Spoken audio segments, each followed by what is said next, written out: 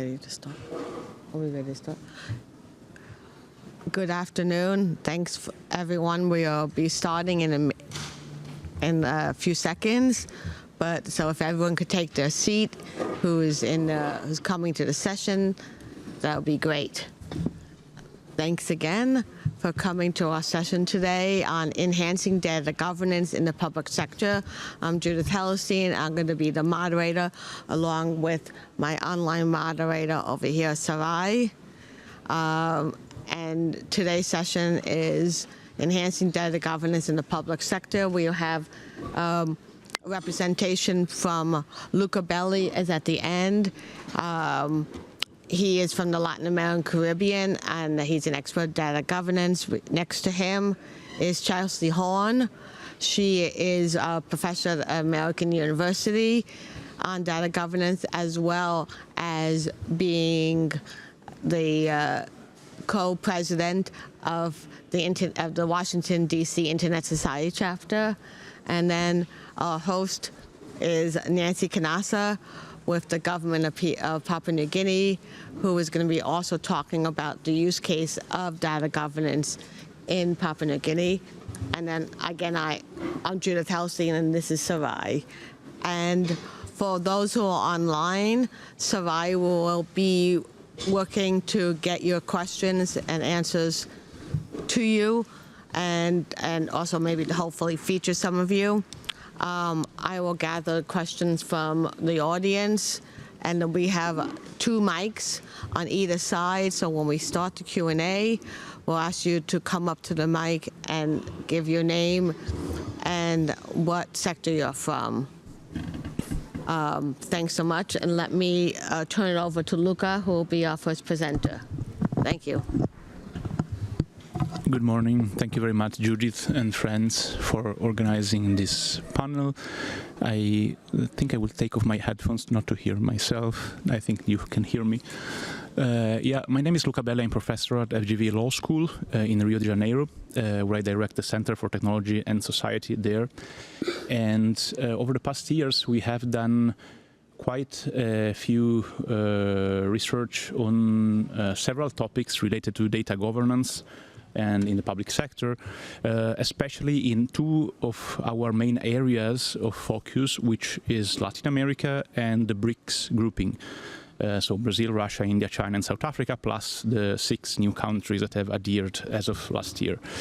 The ideas that I want to share are directly related to the research we have conducted over the past years.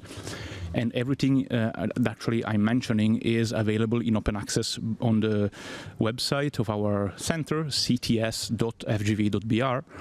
and also on the dedicated website of our Cyber BRICS project that analyzes and compares the digital policies of the BRICS grouping, which is cyberbrics.info. And so the first thing that I want to stress is that I think over the past, especially since the pandemics, we have witnessed a great scramble to digital transformation in most countries, but not necessarily all countries organize it in a very structured and coherent way. And even if we have heard over the past 15 years that data is the most valuable asset or a new asset class, there is this difference between the type of policies that are usually adopted, especially data protection policies, that is essential for digital transformation, but then what happens in practice in terms of leveraging data for digital transformation, especially of the public sector. And here I think that some of the initiatives that we have mapped in the BRICS grouping could be very interesting. One first example that could come to my mind is the fact that China, well, all BRICS groups members, have adopted data protection laws over the past years. But I will get into this in a couple of minutes. Before this, I would like to mention also some interesting complementary initiatives that make the adoption of data protection more meaningful, especially for the public sector. First, investments, and very well-focused industrial policy in China is a very good example, but also investment in innovation. And here I think that India comes to mind, creating digital public infrastructures precisely to digitize public services through open software, interoperable software. And then Brazil has been also leading the path in terms of digitalization of public services. There are now 4,200, more than 4,200 actually services, public services that have been digitized in Brazil over the past 5 years, which is quite a record. Brazil is also investing in the creation of data spaces to make the use of data, local use of data, more easy, particularly for the government. And here our research on digital transformation encounters two other streams of our research, one on data protection and the other one on digital sovereignty. The one on digital sovereignty that we have developed over the past 5 years, it's really about understanding to what extent these countries have managed to understand, develop and regulate digital technologies, which is how we define it, digital sovereignty. Understanding, developing, regulating digital technologies in order to exercise control, power, self-determination over the technology. And this is actually, it makes it easy to connect it to data sovereignty, meaning being able to understand how data-intensive technology function, develop them, ideally domestically, and regulate them effectively, right? Actually, if you take our Brazilian data protection law, one of the key principles is informational self-determination. So the fact that every individual must be able to control data, to know how data is used and by whom. And you can, what we stress in our research on data sovereignty is that you can think about it also in a collective fashion. So not only the individual being able to understand how data is used and control it, but also the nation itself being able to understand who is hoovering up data, how data are utilized, and with whom are shared, right? So this is also something that we have stressed and analyzed deeply in our research, and also then coming back to my first point, the essential nature of data protection laws, which is something that all BRICS members have adopted over the past 10 years, especially over the past 5. And more than 150 countries in the world have adopted, including most of Global South countries have already adopted data protection law. But then why, you might wonder, people are not developing an enormous quantity of data-driven innovation if there is all such legislation? Well, because the data protection law is essential, is necessary but not sufficient. So if you don't also articulate it with investments and with multi-stakeholder cooperation, and here I'm speaking about multi-stakeholder governance, not to pay lip service to multi-stakeholder thinking or philosophy, if you want, but to really thinking about the government working with the private sector, working with academics, working with civil society actors to identify how data could be used, by whom, to direct investment and funding, because this innovative research that can be elaborated by researchers then translates into products and services, and to keep it so regulated that those who maintain the control on the data are the individual users, but also those who reap the benefit of it is the local community, and not necessarily let's say a handful of global corporations that are in this moment hoovering all data from Global South and, let's say, giving back not a lot, at least in fiscal terms. And so, yeah, that's my initial provocations on this issue, stressing that all the elements I've shared are freely available online. And yeah, I think that we have to be, if I can give also a provocation and a suggestion, we have to be a little bit more critical on how we translate the nice policies and regulation we spend a lot of time to developing into concrete action. And I think that for this, both investments and multi-stakeholder governance are critical. Thanks so much, Luca, for your presentation. We'll next move over to Chelsea, and she's also going to talk about some of the biggest challenges that countries face when trying to get started with data governance in the public sector. So I'll move over to Chelsea. Thank you, Judith. Hello and good afternoon. My name is Chelsea Horn, and I am a senior lecturer at American University in Washington, D.C. So thank you for having me, and thank you in particular to Judith and to Nancy, our organizers. It's an honor to be a part of this really important discussion. My research focuses on data protection and in particular in privacy and security concerns.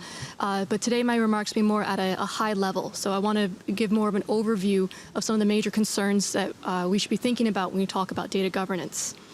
When we talk about data governance, it might sound like something that's massive and has a lot of complexities. It's because it does. But fundamentally, at its core, it's something very simple.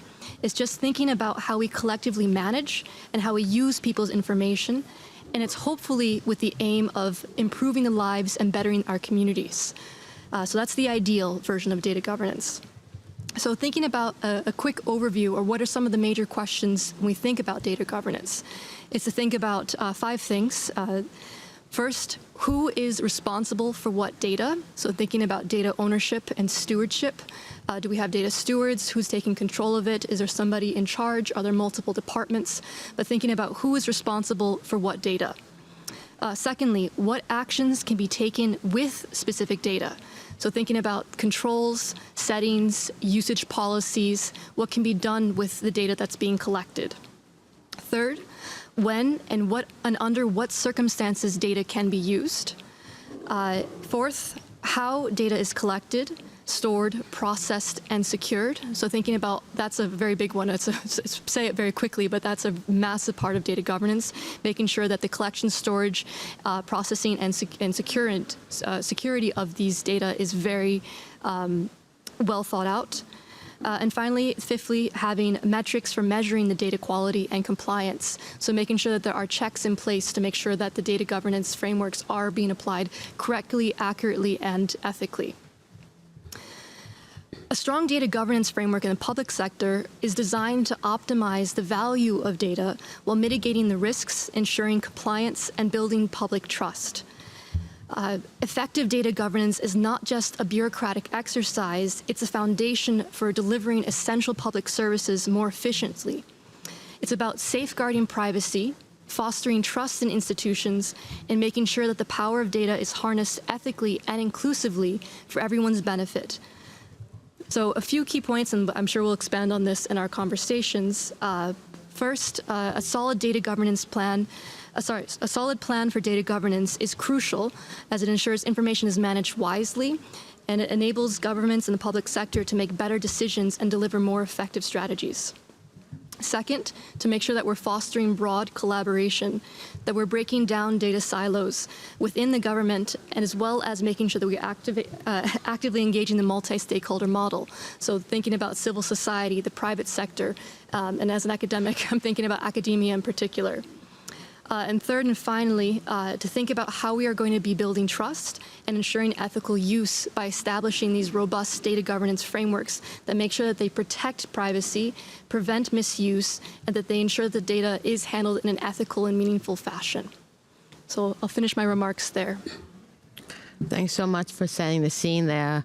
And next we will talk about, move over to Nancy Kanasha, who's really talking about a use case in her country, in Papua New Guinea, where data governance it's a pretty new concept and idea, and also where they passed last year a data protection and data privacy policy, and they're working on creating a data governance law and data protection law, which is all very new concepts for people in Papua New Guinea who haven't really had that much experience on privacy issues and data governance. Thank you, Judith. Good afternoon, everyone. I'm Nancy Kanasa. I lead the data governance and data protection within the Department of ICT with Papua New Guinea government.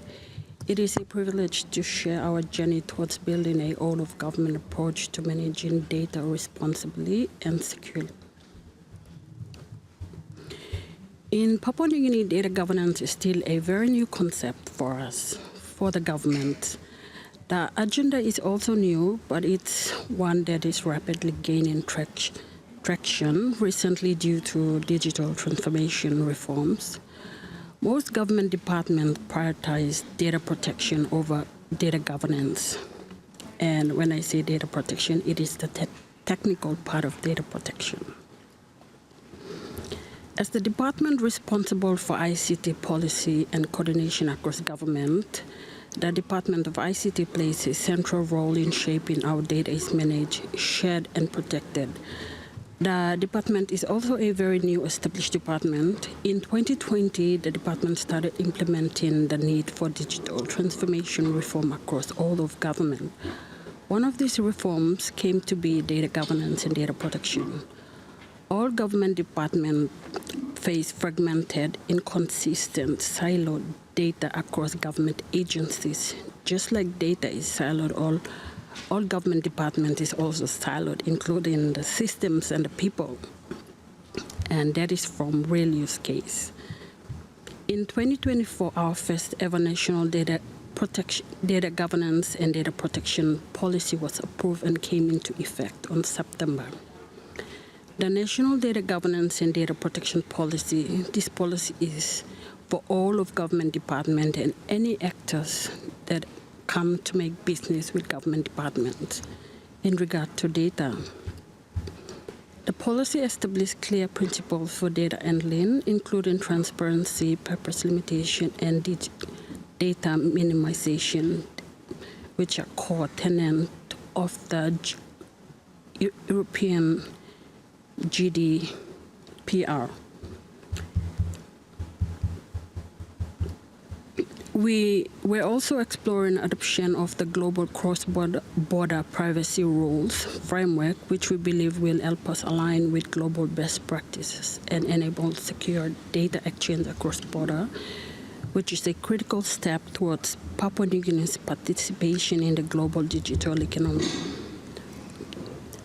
Why are we leading this work in data governance?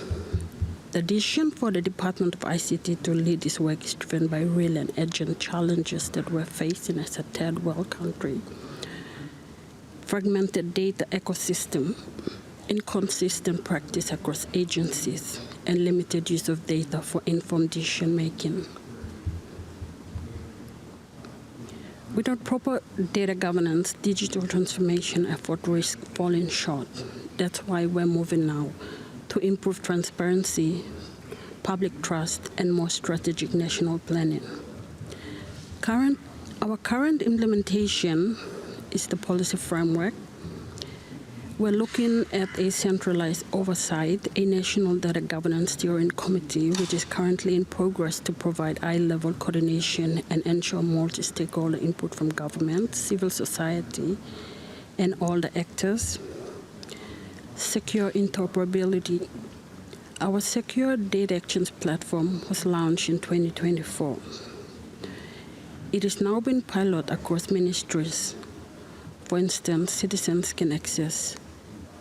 can already access police clearance certificate online, and that is the only government service online across all of government that has been piloted and is currently working.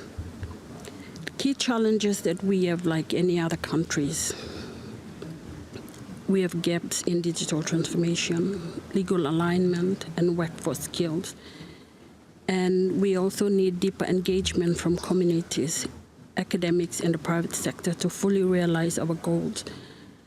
From the government, working from the government, I can truly say that the government, most of the policies that are drafted within the government from my country, we don't have much input from the civil society that we really need. So when policy is drafted and when it's approved, and we come to realize that the civil society kind of have no say in the policy. So we see that they're kind of left out from what has already been established. So, like I said, like many other developing nations, Papua New Guinea face infrastructure limitation gaps between policy and departmental practice, financial and human resource constraint, and public awareness. We need a lot of public awareness in regard to data and data governance and the need for governance framework, multi-stakeholder collaborations. To conclude, I want to thank my fellow speakers and our moderators. Thank you. Thanks so much, Nancy. We were supposed to have another speaker, Lillian Awaga, but her plane got delayed and she only just landed, so she is not going to be able to give her part, but it just means that we'll have a lot more time for questions and answers from you. And I just wanted also to make sure that people line up on either side, and also that we have any questions from our online audience. I'll first turn to online. Do we have any questions? Not yet. Not yet. Okay. Well, I have some other questions right now until we get some other questions from the audience, but we would love to hear your questions and comments. But first I'll ask Luca, what lessons can be learned from digital transformation and data governance in the BRICS countries that you've mentioned? And if you can elaborate a little bit more on that.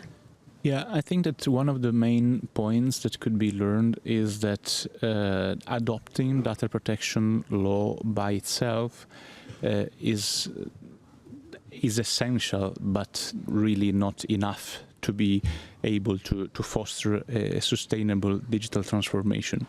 The elaboration of the policy making that to be of high quality must be as inclusive as possible. And here I think that something that again one has to mention, to praise multi-stakeholder approach, not only for the sake of multi-stakeholderism, because if it is organized in an effective and efficient way, multi-stakeholder participation really increases a lot the quality level of the output of the process of the regulation that will be adopted.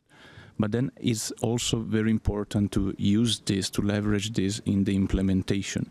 And it has a cost to implement a policy, of course. And this is why, for instance, if we take the example of data protection, we have seen over the past 10 years at least, sometimes very intense criticism about the law because it increases the costs, but then it increases the cost if you consider compliance with it as a cost and not as an opportunity to have actually new types of businesses, of products and services that can be created to comply with the law. And actually that is very interesting. It is precisely what happens in India, where they are leveraging DPIs to implement the law. And I think that it sometimes is very interesting to study developing countries, precisely because as they don't have the same level of institutional maturity and the same type of resources of a highly developed country, they have to find some different strategies to be effective, right? And I think that the Indian strategy of everyone knows about the Aadhaar, which is the digital identity, but few people know about the DEPA, the digital data empowerment and protection architecture, which is a software, a consent manager that allows people, data subjects, or to manage the consent to personal data. And that is in use since at least 80 years in the financial sector. It is going to be widened up to all type of data now with the entry in force of the Digital Personal Data Protection Act 2023. And so that is a very interesting, I think, case study to understand that if you are in a developing world and you know that your citizenry does maybe not have the skills to understand very well the law, you know that it is not easy to implement the law. Copying and pasting from Europe is not necessarily the best option. First, because as any good academic, I would tell you that you should not copy and paste, but you should study. You should study what the others have done and what are the reasons why it may have succeeded or failed. And so I think that the Indian example to leverage the DPIs and the software skills that they have to help implement this is something very interesting. The Chinese example of putting billions to construct new products and services that can already bake the values that their law, the personal information protection law embeds into legislation is also something very interesting. I think that Brazil is very unique in terms of multi-stakeholder governance, but I'm a little bit critical because the Brazilian approach is very good for policy suggestions, to gather stakeholder inputs to shape, to elaborate the policy, but it's quite limited in stakeholder participation, multi-stakeholder governance for implementation, which is what the Indians are very good at. So I think that there is a lot to be learned from studying developing world, if we can use this term, approaches to data governance, and maybe not only focusing on the most developed countries. Thanks so much for that very elucidative answer. My next question will be to Chelsea, and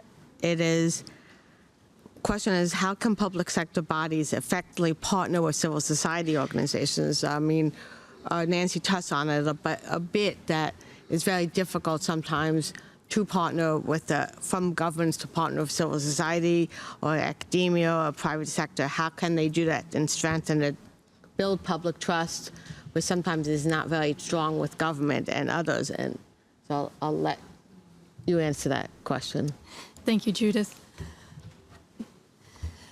You touched upon it in your question itself, but one of the reasons why having a multi-stakeholder approach and talking and working for the government to talk and work with civil society, academia, NGOs, and other types of outside of government agencies is exactly to build that public trust. Sometimes there can be suspicions of why government is collecting data, even if the government is putting forward information saying that this is how we're using your data, why we're using it, what we need it for, and how we're going to protect it. There still might be some type of suspicion or worry about governments owning and using that type of, using and collecting that type of data.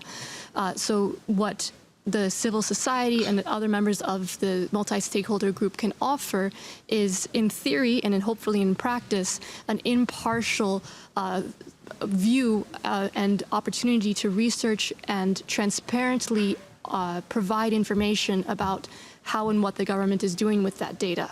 So those partnerships are absolutely crucial in making sure that we're ensuring transparency, but not just to say that we are doing transparency, but making sure that it is credible, rigorous, and informative for the general public. So the trust element and how the multi-stakeholder approach can offer that trust in an empirical manner is really, really critical, and why those partnerships are very important. Thanks so much. We do have an online question, and I'll give it to Sarai to represent who the online question is from. Yeah. Thank you, Judith. Good afternoon. This is a question from Robert Sun from Cambodia. His question, question one, I think this relates to Luca's comments and presentation. It's, do you have a report on data governance so that I can download? And question two, are there any metrics for platform or applications to ensure data sovereignty? Can I reply there? Yeah. So I have quite a few reports and publication on this. I think that pretty much all of them are in open access. There is a nice website called cyberbricks.info where you can literally find dozens of reports, including on data sovereignty. Again, let me also stress, because I'm thoroughly aware that when one uses the S word of sovereignty, a lot of people get a little bit nervous, and rightly so, because there are conception of the digital or data sovereignty notion that flirt very much with authoritarianism and protectionism, but there are also others that are very much based into promoting national development, national competition, and empowering people through technology. And actually, we have a book called Digital Sovereignty in the BRICS that was published in December by Cambridge University Press, and you find it also freely available both on the website on Cambridge University Press and on our website that illustrates some of the examples of how this has happened in the BRICS countries. However, again, here I think that that is my word of caution, and I think that one should really make a difference between the policy and the declarations, and then what happens in practice. That is why I think that leveraging multi-stakeholder governance also in the implementation and not only in the conception of the policy is key here, because to translate the policies in concrete actions, you need to have this kind of coordination, communication, and ideally cooperation. And it also costs money, obviously. It costs money, so that is why investments are critical. But if you have a well-focused industrial policy, then your investment really triggers a new area of products and services that are developed at the domestic level. And China or India are very good examples of this, to some extent South Africa as well. In Brazil, I think that there are a lot of paradoxes in Brazil. And if I can just add a very interesting example of one of those paradoxes, as I was mentioning, Brazil has more than 3,200 public services, which is a stellar record. Brazil has data protection law since 2018, entered in force in 2020, that mandates data security. Brazil has a data protection authority. Brazil has at least 7 or 8 different sectoral regulation in information security, spanning from banking sector to telecom sector. And so you might say, well, Brazil is heaven of data governance, right? Well, it is not, and there is actually there ransomware and cyber incidents are booming. Brazil at the same time climbing the ranking of the most cyber secure countries, because it has adopted a lot of very interesting and very good policies, but also in the top 5 of the most attacked and vulnerable countries. Why? Because it is data governance and data security and cyber security are still perceived as a cost and not as an opportunity to make. So in this moment, there are more than 700,000 cybersecurity professionals that are needed in the country. So it would be 700,000 jobs that you would have created immediately if you were to invest in capacity building, for instance, right? So I think that if you start considering data governance not as a cost of compliance that everybody hates, but as an opportunity to make money, that I think is the secret ingredients to make a successful digital transformation. Because yes, it will cost money in training and in capacity building and infrastructure development, yes, of course, but after some years you will have an enormous return on investment. Thanks so much. Do we have another online question yet? Okay, so I'll have another question. This is for Nancy. And the question is, how can Pacific Island nations develop resilient and inclusive data governance frameworks that not only look towards building trust within the government and capturing the data, but also uphold indigenous data sovereignty and support sustainable development? So, thank you, Judith. In the Pacific, I speak for Pacific because PNG is Papua New Guinea is in the Pacific. Okay, we have a lot of our context is quite different. I mean, every country is different, and the data governance initiative is very new for us, and I think we have to look at our context and the issues that are currently within our country and not follow, just like Lucas said, just copy or cut and paste from a developed country and put it in, because it will not work for us. And that was some of the things that we've been doing with the PNG government. We've came up with a policy, and we were asked by a lot of the expatriate that we've worked with in regard to why did you put data governance and data protection and not data protection and data governance. So looking back at that, we have use cases with other government departments, and we've realized that data protection is not gonna solve our problem. Our problem is governance. We lack governance in all the government departments. So I think that also goes with the other Pacific Islands. We have to have data governance framework within, and after that we could have data protection to come in place. Because in PNG, when you talk about data protection, in Papua New Guinea, they think it's to do with the infrastructure. So they put more effort in the infrastructure and not the framework, the governance framework. And this is one of the issues that we faced in my country and the Pacific. Thank you. Thanks so much. Do we have a question online? Yes, could you go to the mic? Thank you so much, and then introduce yourself too.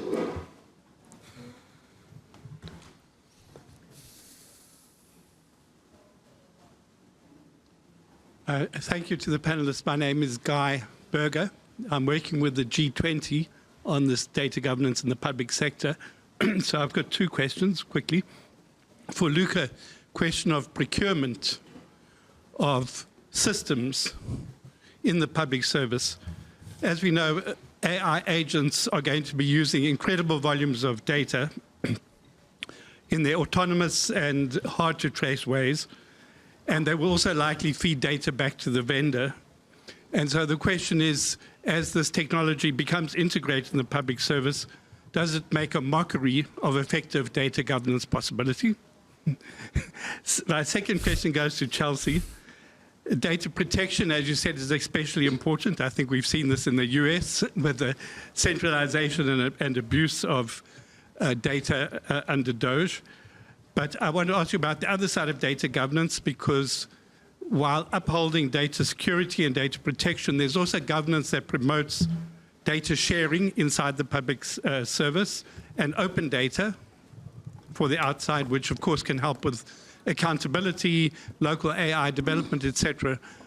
Shouldn't one give equal attention to that side of data governance, not only to the data protection side? Thank you.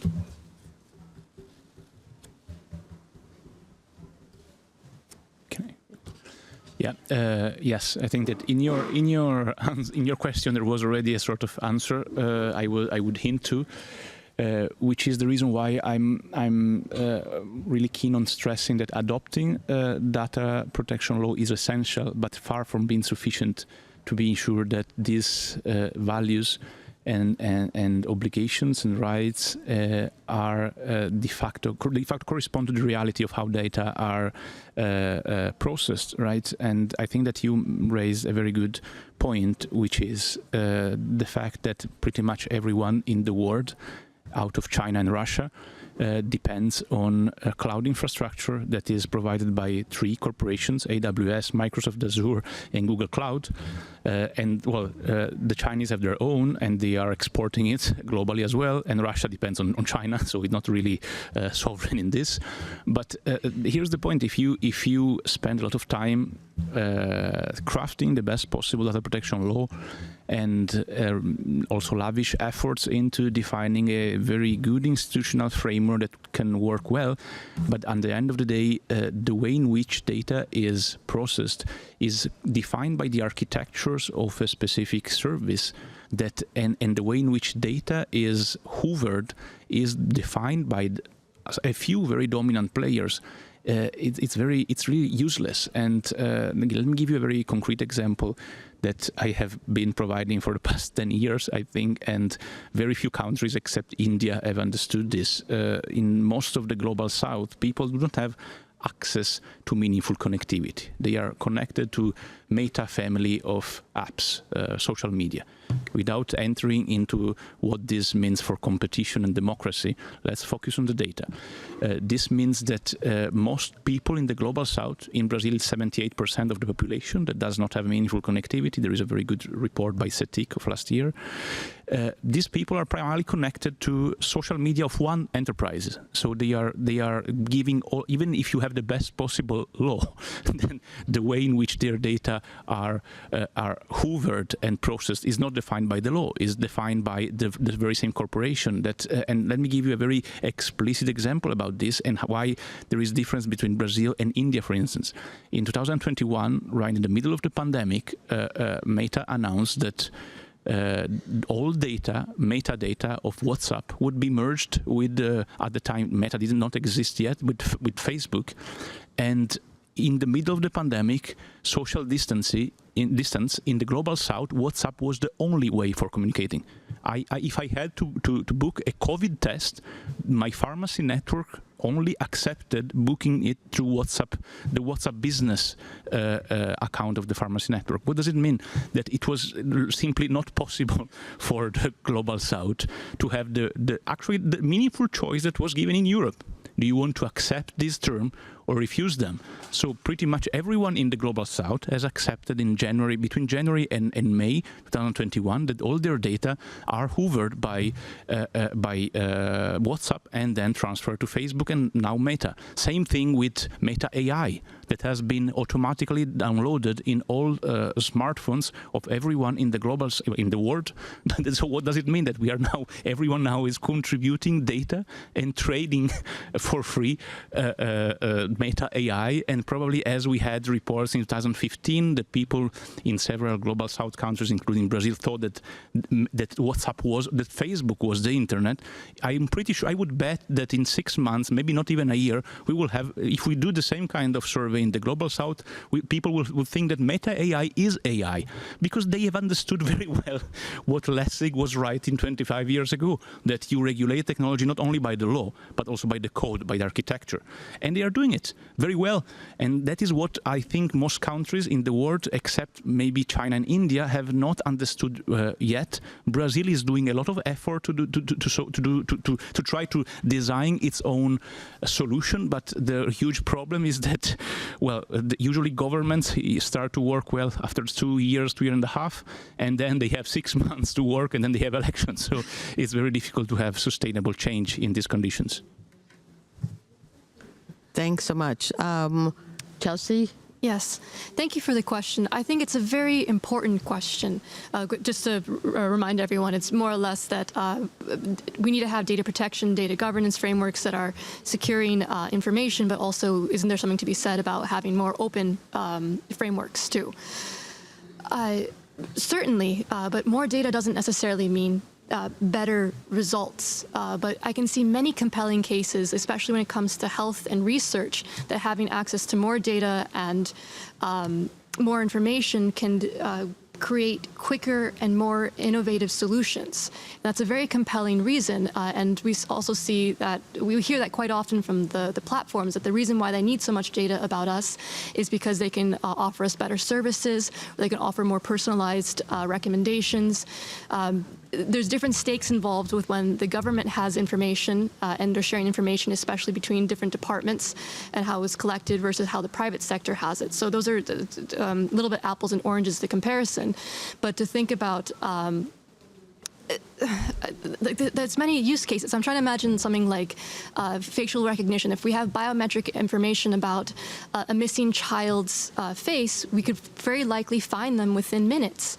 And that's a wonderful, I mean, I'm promising a lot of things from the technology, but we see that also even in fiction shows where they are trying to imagine these things where the data allows for very positive use cases. My personal take on it is I think that that's wonderful. I think that we see more harms, though, and I have more concerns about the way those protections are being guaranteed and offered to us. So it is a bit of push and pull, but we do need to, I think without having protection, having open shared data is a concern and a worry to have. But so there needs to be some sort of framework that's protecting that, that's protecting citizens. So it's a balancing act. So, but I would say it's easier to say open, and it's harder to put in the frameworks. I think that's why there's such emphasis on data protection. And I would even say, I know that in your remarks, Nancy, you mentioned about data governance, prioritizing that over data protection. But in good data governance frameworks, which you are outlining here, implicitly data protection is a part of that. So not necessarily like the primary driving force, but it's already being built in there from what you described. So it's definitely a component. Thanks so much. Do we have other questions from the audience? Okay. Well, we go think about some questions, and then we'll get back to you. But I was going to ask Chelsea or Luca, what do you think? What are the practical, low-cost options for public sector to take that they can improve data quality? And also try how are we going to break down some data silos? And we, as you all know, in each of the department, many of the public sectors are silo-based, and they don't want to step on inside other departments' toes or do other things. But oftentimes the goal is how are we going to help the citizens? We want the citizens to be able to do one-stop shopping and not have to. You hear the same refrain from many other places that, oh, I wish that I only had to fill out the form once instead of 5,000 times. But how do we do that and especially share the data between the agencies when most of the countries don't have any data sharing laws? So whoever wants to tackle first. Well, that is a $1 billion question, and so if one had a very good answer, I think the problem would already be solved. I think that my first suggestion, coming back to my previous comments, would be to not to copy and paste what has been done in Estonia or Norway, because it will likely not work in Ecuador or Zimbabwe, because you have to think about local realities first, and that is why I think that it's very interesting to study what emerging developing economies do, not because I think that they are better or worse than others, but because they know very well the limits of the policies in their countries. So the fact that if you have, and I can witness this firsthand. I mean, in Brazil, data protection law was introduced in 2018, and it simply means that before that, pretty much there was no specialist of data protection. So how can you think that the law, by magic, would regulate the sector, the economy, the society, the democracy even, right? Because the digital data-intensive technologies are nowadays essential also for our democratic processes. So if you do not embed data protection in that, meaning being very transparent in which kind of purposes you use the data and which kind of consequences this might have, that has enormous consequences not only on society and democracy, but not only on society and the economy, but also on the democracy. Now, the fact that you bet on alternative strategies, regulatory strategies to tackle this, it might be more successful. And again, and you have to leverage what you know to do well. And that is the Indian case of the DPI. They have a very large population of highly skilled information engineers and information and data scientists that they have leveraged to do DPIs, to do software, to directly translate the normative command into architecture. That is what China has done. They are an industrial powerhouse, and they have lavished billions literally to produce the technology that they wanted to have. And the result is that after 20 years, players. They are not dependent on any other country, and even if you sanction them, that actually is productive for them because they coordinate the internal market to outcompete you. So that is the kind of thinking that I think global South countries should have. Of course, this does not happen overnight. And actually, when last year we did a study on data protection, data security, and open data in public sector in Brazil, together with the UN University. And actually, we mapped the regulation that already exists in Brazil. And then we wanted to go further. So we did. It was the moment where everyone was speaking about GPTs, and so we did a chatbot that could help local municipalities or public servants to draft their own policies.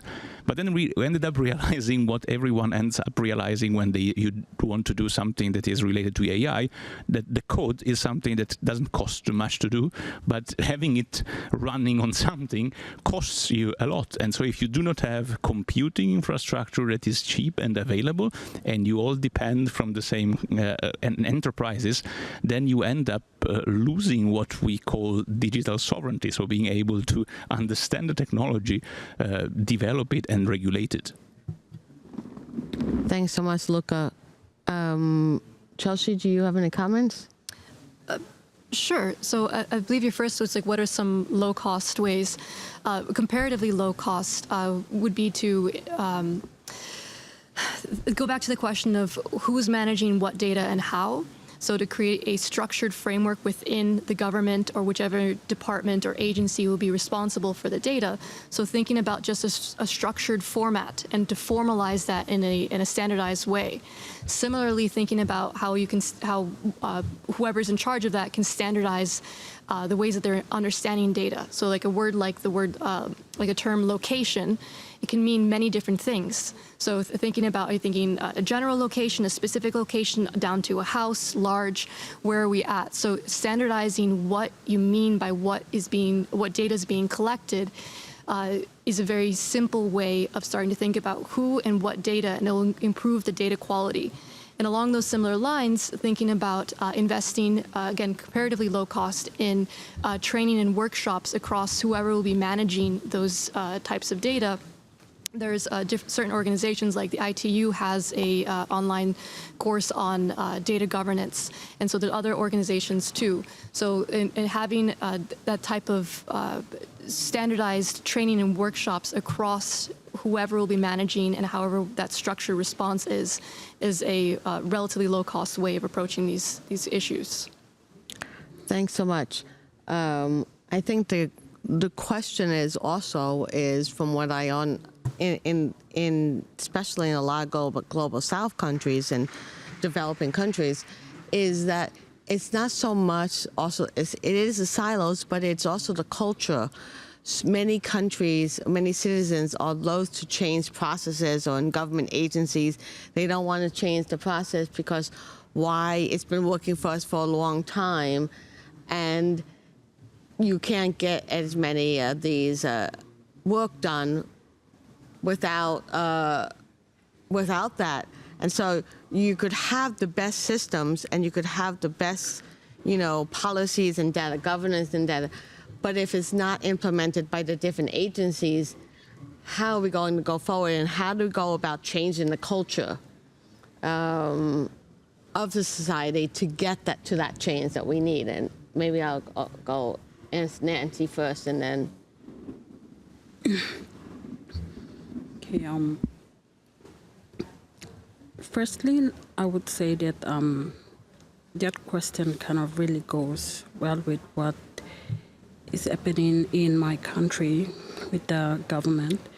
So we have people are feeling like not content with the changes coming in regard to sharing their personal data, or government departments opening up to another government department to have interoperability with systems. So they feel that what has been worked for them is not going to work if something new is added on. So they use a lot of excuses like for example, Department of Health would say that, oh, my act, or we are mandated, and our act does not allow us to share data. But then this very same data is also required by the Department of Education. And so the changes are not really accepted with each government department because they probably fear the technological change.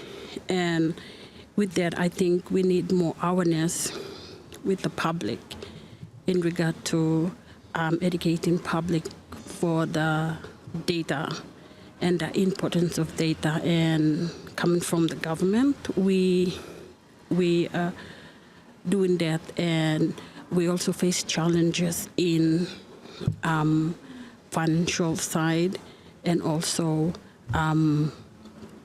challenges in educating our citizens, because this is some of the new approaches that we're taking. So yeah, that's from my end. Thank you. Thanks so much. We have like 2 minutes left for our panel, but I just want to get, and maybe Luca might have, since he's worked with a lot of developing countries, might have some ideas on how to get around this cultural change, which seems to be a big problem in a lot of smaller countries. Oh, I think that's more than a cultural change, which is very difficult to trigger. I think that people, so the reason why we all use social media or several apps that are very common is that they are cheap and easy. So the way I think that the successful ingredients to trigger this cultural change, if you want, is to make this cheap and easy. And that is the reason why, if you analyze the implementation of data protection law, is maybe not as effective as we would like, because it is perceived as extremely difficult, even Byzantine, to implement, to understand, and not cheap but costly, because you have to hire specialists that will do it for you. Now there are already solutions that are even in open source. I mean, the ITU has been working for years on the GovStack, which is a set of building blocks for digital public infrastructure. There are a lot of examples that can already be adopted. So yeah, I think that if you want to translate policy into actions and cultural change, you need investments and you need training. And so I think that if you use already what we have for training, maybe you will not need so much in terms of investment, but you need a little bit of both if you want to trigger change. Thanks so much. Does the panel, I'm just going to turn to the panel for any closing thoughts in the last 45 seconds that we have. Luzwa, do you have any closing thoughts? Chelsea, any closing thoughts for you? No. Nancy, okay. Otherwise, I wanted to thank the panel so much for the topics and the discussions here. We could talk a long time about this because, you know, he mentioned the GovStack and the ITU, and yes, it may be open source, but then you need to be implementing them with engineers and other things, which other countries don't have. And so it's like a catch comb. So we could be talking for a long time about this, but I just wanted to thank you very much for everyone for coming and staying to the end. And thanks so much for being our panelist. I hope you enjoyed it.